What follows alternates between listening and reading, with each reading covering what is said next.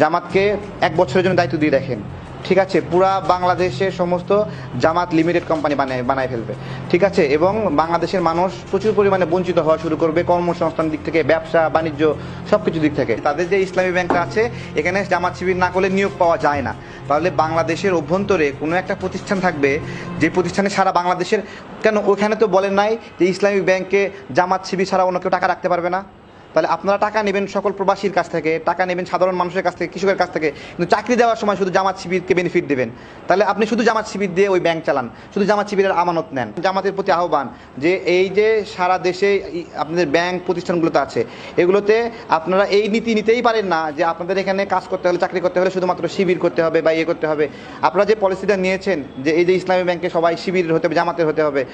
মন থেকে চাই, যেহেতু আওয়ামী লীগ বিএনপি সবাই ক্ষমতায় এসেছিল, তারা কি করেছে আমরা সবাই জানি।